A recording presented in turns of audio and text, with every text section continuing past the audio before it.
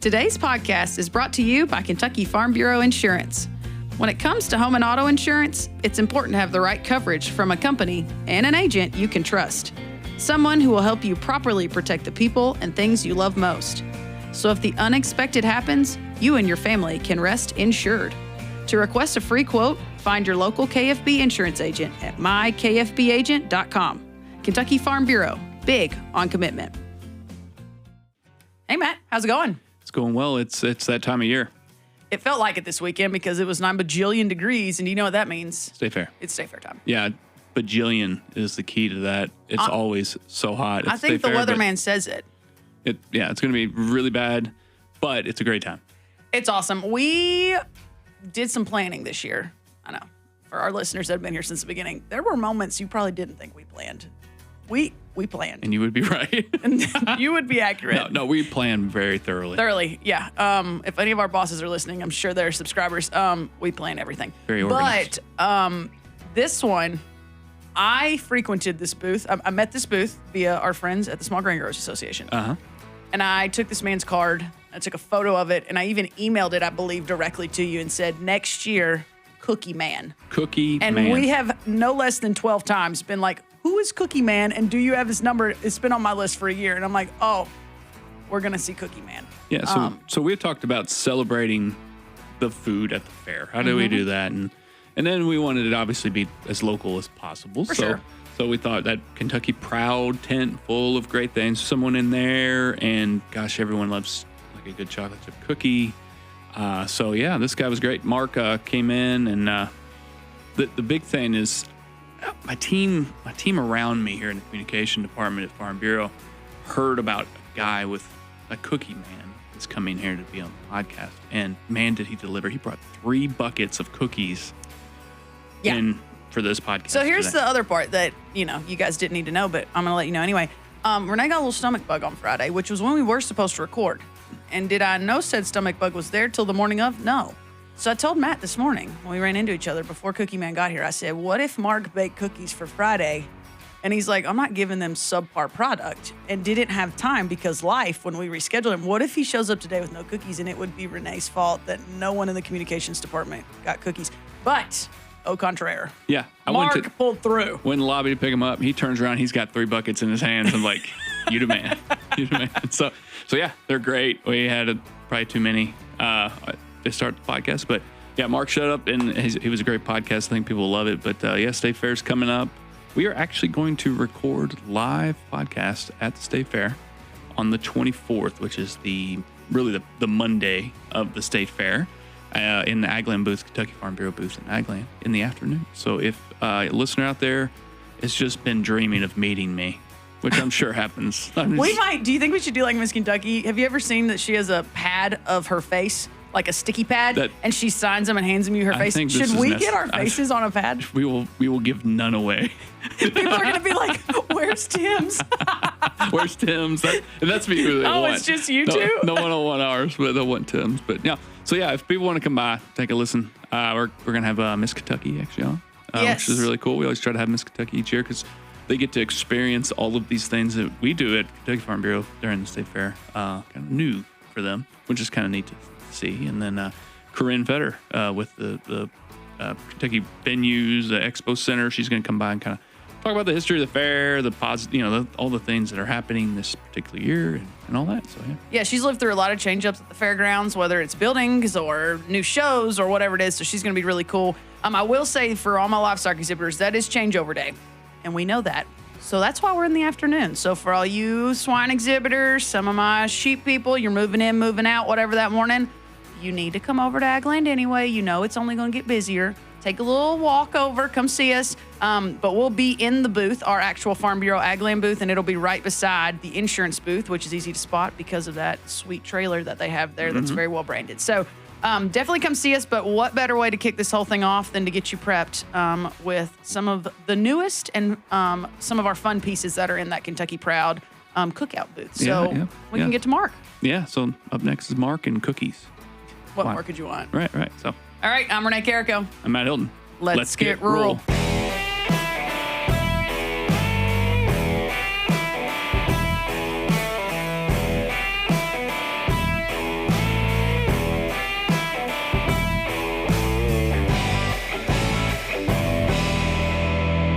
brought this up to the team.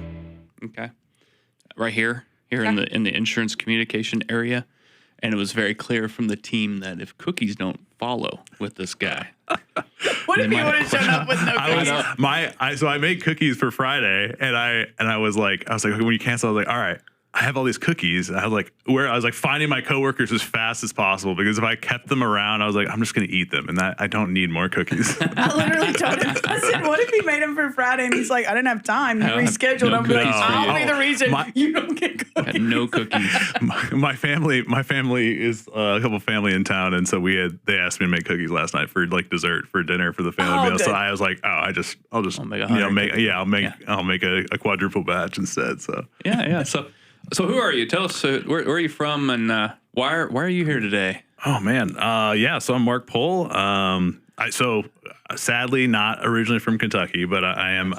That's all right. You brought cookies, so I was gonna say we reeled them in anyway, and Matt's really hung up on this bucket of cookies. It could be from Mars if you bring cookies. We're gonna be all right with that. Yeah, I grew up in Minnesota. So I was born and raised in Minnesota, but through process of life was stationed in the Army at Fort Campbell, and then met a girl who was raised in LaGrange, Kentucky, and so we got married. And after a long move around the country, we ended up back here, and we're here to stay. So we love it. Very cool. Very cool. Yeah. So, yeah, we always are looking for guests. We're like, who should we talk to? And it's the state fair's coming up, so like, let's find a fun angle. And again, I am hung up on cookies. All I heard was cookies. That's all we from do. Renee, and I said, whoever that is. Let's have State that guy fair on. every year. It's like, what random thing did you eat?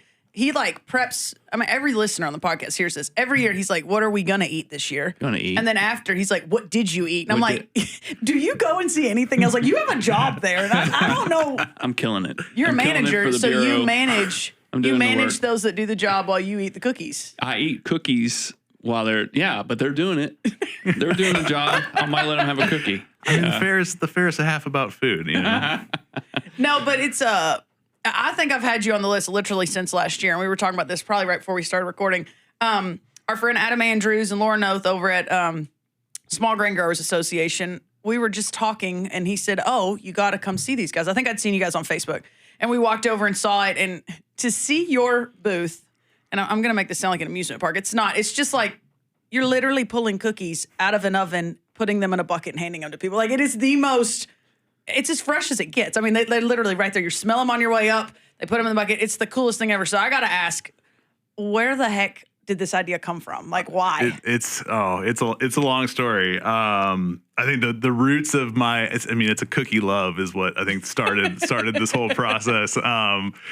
So I went to undergrad at West Point, and so I was involved with Officers Christian Fellowship there. And one of the officers who taught a small group, his wife and him, his wife would make cookies every week for new cadets that would show up, and there's like a couple in a bag or whatever. And being a starving college student, I would just hound her for cookies, like if there were any left over, like if not enough new people came. And so I would steal all the cookies, and she taught me to make her recipe of cookies senior year. And I've been tweaking and adjusting the recipe and making cookies for the last 10 plus years every week, and kind of got to a point where I feel like they're pretty good, but I'll let people decide for themselves. And so my wife and I were just looking for something to do together, something to build and have fun together doing on the side. And, cookies was the thing that came to the top. And so here we are. Yeah. So how did you get connected with Small Grains, and what was that? How did that even happen? Yeah, that's another crazy. So my father-in-law is a pastor in Bullitt County and in Shepherdsville, and one of the elders at his church is Jim Bob Outland. I don't know if you guys know Jim Bob. Jim Bob's family is corn growers. He's involved with the Corn Growers Association, and so he had been at the fair forever. And so when me and my wife were thinking about all this, I talked to Jim Bob and got hooked in with Andrew and the grain growers, and then here we are. Yeah, got some good ingredients, huh? Yeah, I mean, there's nothing better, close local flour there. Yeah. So this is not your full gig. This is, we can call it a side hustle. Yes. But I always laugh when people that run any booth at the fair, at the state fair, are like, oh, it's a side hustle. And I'm like, like some of us go to the beach, some of us go to the lake. You chose to take your week and a half vacation, 2 weeks probably just to get prepped and set up to see the fairgoers have that ruckus of like, it's 90 degrees, people are into it. It's 70 degrees, people are into it. The crowd changes, the crowd moves. I mean, like, so you just take 2 weeks off and this is like what you do for 2 weeks, you and your wife. Yeah, it is. And so it's, it's definitely like a choice of, hey, we have, a limited amount of vacation, but for us, it's a lot of fun. Like I think it was the most fun 2 weeks of my entire year last year. I was at the fair at probably 7 in the morning every day and left at probably 9 at night every day. But like seeing the people, seeing people's reaction to cookies and, to seeing the different, commodities in the Kentucky Proud 10 and just having fun and seeing the, okay, I made these cookies and people are enjoying them and feeling like you can directly relate to customers. It's fun. I love fairs. I've been going to the fair or the state fair in Minnesota every year growing up and every year in Kentucky since me and my wife have been together, we've been going. So, it's a great time. It's a great time for people to be together. Ooh, okay, hold on. I just realized Minnesota State Fair. Okay, I've been to your fair. Yeah. It's like a town. It's like there's little buildings. Like I don't know if I've ever explained this to you. So we are all inside. So the lady at Minnesota Farm Bureau was like, "You got to come to the fair. We have one of the greatest fairs." And I'm like, "Ma'am, we have Louisville. Like people come to us. We're air conditioned." Like I was just like, "Come on." And then I saw every commodity group, every like entity. They have like a brick and mortar little like building with a garage door. So you walk through this little like. I'm not describing this well. You're from Minnesota. Talk to us about. How do you describe it? It's like a I don't even know how big, but it's probably like a 15 to 20 block like square area and like a grid of streets, and then there's buildings that are permanently there. So it's kind of a weird thing when the state fair is not going on. There's just you drive down these roads that are closed off for the fair, and there's just random like I don't know, pork chop on a stick stand and whatever, So this is a town of goodies? Is that what we're talking about? Yeah, kind of. Just kind of like there? There's a Farm Bureau building. There's a Farm Credit building. They have like a Space Needle type like ride thing that you can go up. And they have butterheads. Like the Dairy Queens, queens, they carve their heads out of dairy, out of butter. You're a part of the Agland committee here at Farm Bureau. We need to research. You want a butterhead? We need to go up there and research how they pull this off. And it's wild. The snacks. It's pretty big. Yeah. But I mean, Kentucky's great too. It's not I think Minnesota's huge, but like Kentucky is wonderful. And just those types of environments where people come together and enjoy food and learn something about agriculture, learn something about animals and farming, learn something about their local state it's awesome. So ingredient wise, what is Kentucky? Everything or what's all? I thought you were about to ask him for the recipe. I was like, he's not going to tell you. Please state it exactly into the microphone. Sadly, not going to give the recipe. So our flour is the main component that's Kentucky driven. Yeah. So we're sourcing from Seymour Mill. I use it's a mix. It's not 100% Kentucky wheat, but it is a mix of Kentucky soft red wheat and hard wheat from other states. So, but it's great. So it's nice to have local, fresh flour that's not overly processed. It's just straight from the farm. And I think it makes good cookies too. Yeah, yeah. I would say like when you walk around the state fair, people have random, like everybody goes to the booths and gets the free things, but it's a lot of buckets. That's Many all these buckets we're seeing. These little white buckets in people's hands. So you guys were going. We're trying. It was interesting because last year was our first year, and the first like few days were a little slow. I didn't really know what to expect. I was like, maybe this is kind of it, and then it was probably middle of the full week, and it was through the roof crazy. Like we were.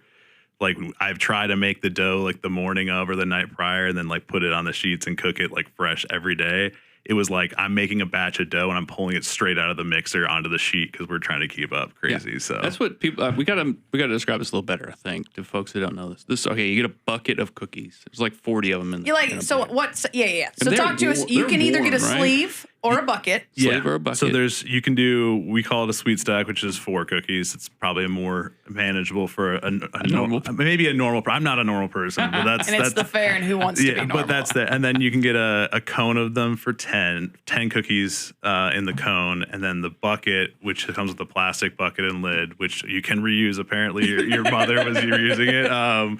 But 40 cookies in the bucket, and it's overflowing. So. Yeah, that's the big thing. And then the dairy, we sell milk with it as well. Why not? And so it's Right. local milk. So it's good. It's a wonderful time. But yeah, that's kind of the idea. There is cookies, chocolate chip, all you can get. So I tried these last year. They were warm. Number one, So warm. So they were still warm, which is like that's a problem. They're soft. They're soft today. We tried one. They're still soft, so they're like extra. You got to think when warm. That's a gooey. Yeah. That's great. And what I really like, bite size. You can put a whole cookie in your mouth in one try if you want. It's a big bite. Yeah, you can do it though. Yes. You can do it, and then you don't feel like like it's just a bite of cookie, right? That counts, right? When you just in your head you say you didn't have a whole cookie. You had a bite of I had cookie. a bite of cookie. Yeah. It's big bite, sure. Yeah. Your mentality was made for the 42 cookie bucket. Yeah, the 42 cookie bucket. So if you think about it, yeah, it's like 5 cookies in that bucket. It's not that bad if you eat the whole thing. So I did think there's the obvious. We're really hyping you up. Okay, there's the obvious things you think of. You're like warm cookies all in a bucket. So I bought a bucket and walked it over, for those that are familiar with the shows, to the exhibitors meeting. So they're all hanging out before the championship drive. So that's kids from the marketing and breeding show. And I think it was hogs, steers, and sheep maybe. I don't think the goat kids were there. So I walk over thinking, I'll get rid of some of these cookies. They might be cold by the time we get there. They might be stuck together. And everyone was like, this is a great review. You walked from the South Wing all the way to almost Newmarket Hall. And they were like, they're still warm and they're not stuck together. I was like, I am giving a grand review for this guy. And That's all I amazing. did was buy a bucket and just wanted to share. Hey, that's the idea here. Fair's expensive. You get a bucket and you share with everybody. Exactly. Have a little bit. Okay, so talk about where did the idea come from? So the idea of why you like cookies, why the recipe, kind of the joy Yeah. of all that, which I'm sure is really cool for her to see, Yeah. is how much that one little goodie bag that she gave you at West Point has Yeah. grown into this. It's got to be awesome. Yeah. But why the bucket? Why the sleeve? Why cook them right there in front of people? Yeah, I think the right there in front of people is if we're gonna do something like cookies, especially, I want to produce the best quality product I can. I'm not going to the grocery store and pulling this off the shelf and it's made weeks earlier. These are they're fresh every day. I don't keep anything over from the last day. I want it to be right there and then. And at worst they're 2 hours old. At best they're 5 seconds old. So 5 seconds, man. actually, we have to let them cool. I can't put them in the bucket when they're straight up. 10 seconds, man. It's okay. I'm just kidding. And so, that's kind of, I think, for us is just hot and ready, fresh every day. And people were like, I know what you're doing with the fans and blowing the smell at us. And it's really it's hot. And I need a fan on me, but it just happens to blow the smell. Yeah, dual purpose. There's nothing wrong with that. So that was, that's the kind of Obviously worked.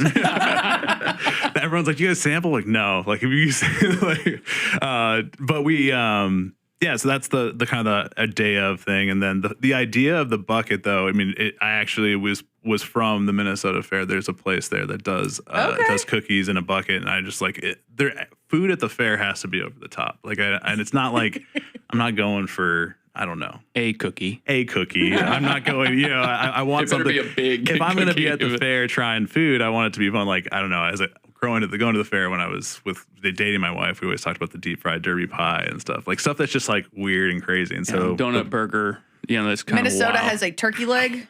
Well, they have a turkey everything because there's a lot of turkeys. Yeah. Just so you know, in case anyone doesn't know the ag of Minnesota, they have a lot of turkey barns.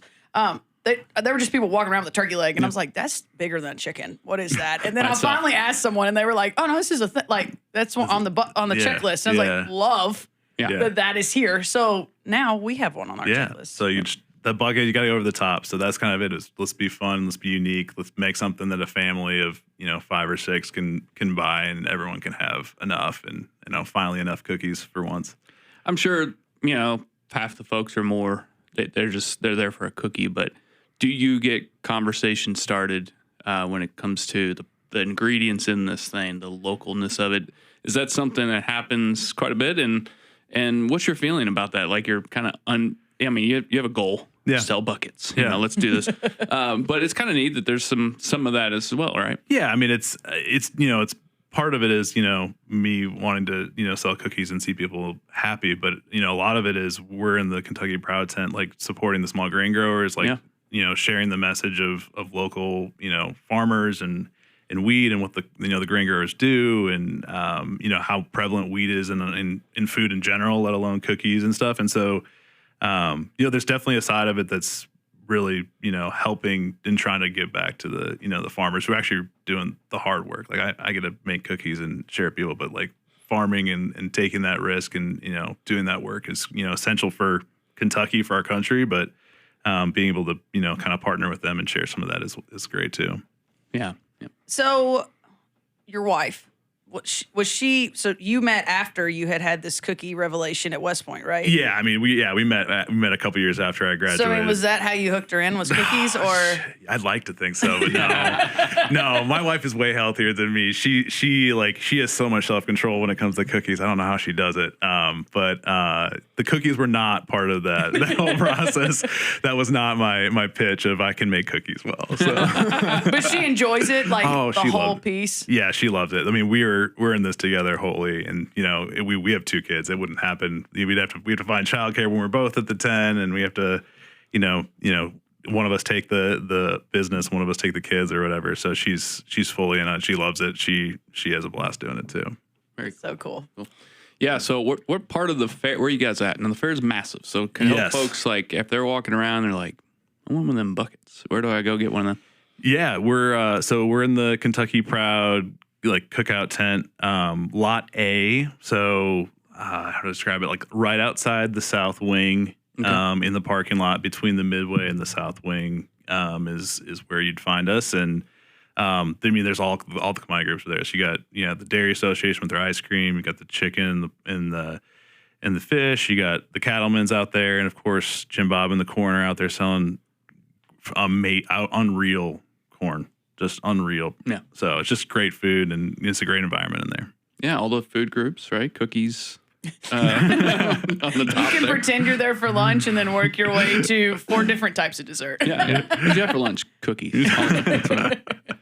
As you can tell, so there's a lot of things I could say no to. I'm good at looking at it and going, no, I could pass. Yeah. Chocolate chip cookie now. That is, especially a warm one. That's just trouble. So how long does setup take? Is it easier than it would seem? Because I mean, like when I saw the actual ovens back there and y'all pulling pans off of them, I'm like, that's a lot of setup to be able to do this fresh like this. Oh, yeah. It takes a minute for sure. I'm renting. I don't own a trailer yet. We're not there in the business yet, but I rent a trailer and fill the trailer. I mean, we have fridges and 2 ovens and tables and tents and I mean everything that you need to run a small little stand and bake. We have giant 30-quart mixers and which are like 5 times the size of your KitchenAid mixer on your so yeah, we do it all right there, and it takes about a day to get it all there, and then I would say it's probably another day of like very focused work of getting it set to where we can run. And, there's a lot of prep involved in terms of getting the ingredients set up and getting everything with the health codes and everything making sure that everything's lined up and perfect and ready to go. So yeah, reminder on the fans. That's why you don't have flies in your stinking cookies. So quit getting on his back about the fans. We want the good smell going out and any of the weirdness. Like, let's just keep it all good. No, but I would assume that takes a minute, like figuring out all the codes and everything, and you want to be as up to code as possible so you can keep running the whole time, I'm sure. Yeah. I mean, the health department's there for all the vendors every day. We do inspections every day, like making sure everything's the right temperature and stored the right way. And, it's a lot more common sense than you'd think. Like, keep things off the ground, like wear gloves, like wash your hands, wash dishes, like keep things below. Very straightforward. Keep things in the refrigerator to a certain temp. So overall, not as that part of it wasn't as crazy. Yeah, when I go to a restaurant, they got a C on the door. I'm like, you had to do something, right? Like you really did. But yeah, no, it's the whole fair is just. It's great to have, everyone out there together and seeing it all come together. But the setup is definitely hard, but I think it's worth it. Like doing it there fresh and making it sure it's like people get to see you make the cookies. Like that's fun. Like you get to see the dough as you're walking by. If nothing else, we'll do a little show for you while you're eating your food. Yeah. I would guess, like I'm sure it's work and stressful and getting set up, but no one's walking up with a frown to your booth. They're not like, I guess I'll get some. Maybe somebody's just like, I gotta eat a whole bucket of cookies. Golly. The fair curmudgeon. Just I can imagine. The fair's generally a jovial group of people, but Yeah. also walking up to the cookie counter, that probably is a pretty good group. Yeah. What's great is you see the people that like work the fair. They'll come back like every day for like. They'll be at the midway and they'll come over and they'll be like the same person every day. I'm like, yes, we got you. Yeah. 10 straight days of this guy. It's like when you walk into a restaurant, they go ahead and bring you your drinks. Like that's what y'all are going to be able to start doing for some of the people at the fairgrounds. The Be like, regulars. so are you needing 4 or are we just going to go ahead and hit the Yeah, bucket? you're over here looking at this guy, working with him, and you just kind of hand him this guy over here a sleeve of cookies. Just like, come on back. So it's only the 2 of you though in the booth, right? Oh, no. How many people does it take to do this? Yeah, so busy times. I mean, it varies by the day. Weekends are crazy. Fridays are busy, but like minimum 3. We usually on Saturdays we'll get up to 6. Like it's See, I've only visited the booth on a weekday because I swear I think there was only 2, maybe 3 of you. Yeah, it's definitely in the mornings and stuff. It's a lot of prep. I mean, cookies are not as I like to consider them the breakfast of champions, but but not thought of that way. But so most of our picks up around lunch, and so in the morning we're a little lighter. But then we get more people in, and it gets busy. So is it friends? Is it? Yeah, how do you figure out how to get people? Really happy people. Yeah, I source mostly from church. So that was my like we have a church app, and I'm like, who's interested in helping? You get free cookies and access to the fair for free, and like that's a tough sell. Yeah, tough sell. Plus you get paid. I'm not just but so yeah, that's my main draw of people. We had some people that have helped us in the past that are going to continue to help us that we know. So. I did have a lot of family help last year. The first year, we're trying to not demand so much of the family this year. So more people that are actually getting paid. Yeah. So you take a vacation to do this. Yeah. Do you take a vacation after you do this? What's the rest period? I guess this is all day. I mean, you're like going all day. It is 10 straight days. It is. The heat is what I think does it more than you'd think. Just being outside all day. But no, yeah, it is my vacation, not a vacation, but no, I go straight back into it. I gotta work. So, work. I mean, he was in the military. I think being on his feet for a couple weeks is probably not quite boot camp. Just making cookies is probably how he sees that more than. I'm not carrying a rucksack up a mountain. We're good. Yeah. We're good. So where around the country did you guys live? Like, did you know you wanted to be back, like close to family, and it was just a matter of which family, or was it kind of spur of the moment to end up? How lucky did we get to get the cookie man here? I mean, I don't no, you weren't. You was pretty set in stone, I would say. My wife, growing up here, loves it here. Her almost all of her family is still here. We lived. I was stationed at Fort Campbell. We got married. Army. Couple weeks later, put me on orders, not wanting to move, not expecting to move. That was a great first welcome to the Army moment for my wife. So she's not military? No, she was not. Oh, no. She got a good welcome. Yeah, okay. it was. Yeah, it was right like, away, hey, you're here, and then we're moving. So we were in Missouri for a couple years, and then I got out of the Army, and I got a master's degree from the University of Virginia. So we were in Virginia. I worked, and we were in Pennsylvania, and then we had our first daughter, and we were like, family. We need family. We need help.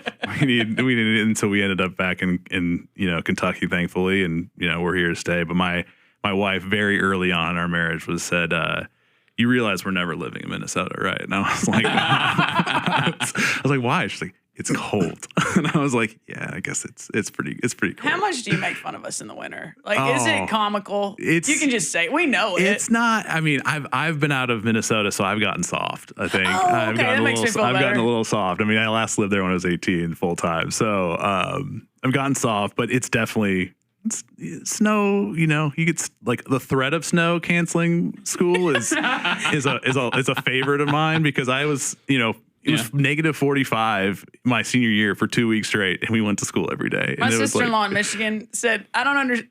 The snow, she keeps saying, like, maybe there's not enough plows.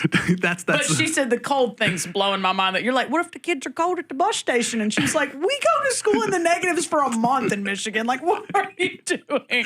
Yeah. I love to send her news station. Like, okay, we're out again. We're out again. It might get snow. It might get cold tomorrow. Hey, by the way, it didn't snow. How many times my kids are home and I'm like, it didn't snow.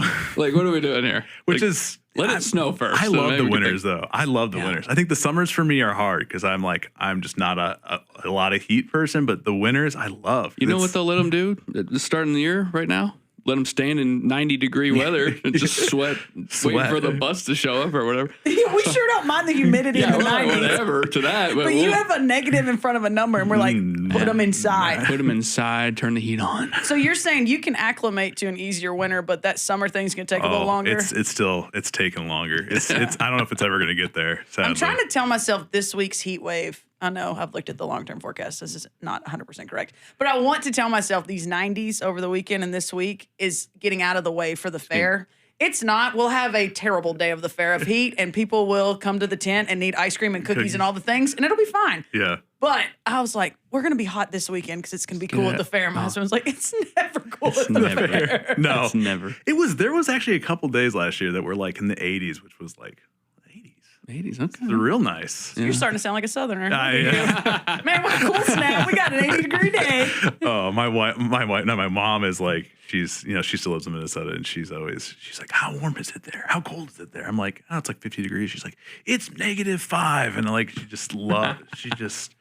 she's the weather comparer of all the time. But I'm definitely trying to get used to the summers. Not so successfully though. What do they think of all this down here? Like the state fair, the buckets, all the fun things. They love. My mom's coming the whole Does fair. She's coming the whole fair. I'm so excited because like, Mom, you can work the tent with me. Like we're gonna have like I don't know why. She want to keep the grandbabies and you just put her to work. She's gonna take the grandkids. That is definitely the reason. But like. I was like, Mom, you gotta come. You gotta like experience it, and so I'm excited about that. A little mother-son time. We don't get as much of that as I'd love anymore, but I think it'd be cool. Very good, very good. I think that's the cool part to me is like that Kentucky Proud tent. I know sometimes people go and they're like, oh, it's like they hired people local to work here, blah blah blah. But there's 90% of the time there are farmers or their family or adjacent to the farm, a cousin, somebody that's working those booths. I don't think people understand how really close to the farm you're getting. Yeah. And sometimes they're still farming at home, so they do need help, and they have some people there working that are locals. But like you said, the corn booth, cattlemen's, I mean, the ice cream, just pick your booth. You're going to end up connecting with farmers or seeing family interactions that even if they're not the ones farming it, it's like you and your mom or you and your wife. Like it's really cool to have that family atmosphere. And it's not that we don't love the funnel cake stand. Got to hit that too. But it is that different vibe, and that's why you guys are in your own tent, which I think is really neat. It's great. It's like we're like, it's not like we're not like competing with each other. We're just trying to like, we're just trying to like build a great environment where everybody can like show their product and their commodity, and it's a lot of fun. Like Terry, I mean, like you talking about everyone is like Jim Bob's family is corn growers, and Terry, who runs who does the dairy association with his ice cream, he has an ice cream shop and is a dairy farmer himself. It's him and his sister's shop. So if she's not there, she's at the shop at home. I mean, he was like, he's like, oh, we should talk about doing cookies with your ice cream. And we were like, it's a very family, like very like friendly, like true local kind of, environment. And that's what we try to do. Is we're not trying to put each other out. And the best part is we share food within the tent. So Matt's going to sign up for a shift now. He's going to take a vacation day so he can get the smorgasbord around the booth. You gotta support your local farmer. You do. And that's what I'm really there for. I'm here to support everyone evenly, get the biggest version of it, which is the bucket. So we appreciate what you do. I think if you can entice folks to your booth with a delicious cookie and they maybe learn one nugget about agriculture in Kentucky, if they just learn that a lot of this was grown right here. This cookie was made because of farmers here, and that's all they get. Yeah. That's like our Agland booth. They just get one little thing. Yeah. I think those things matter a lot.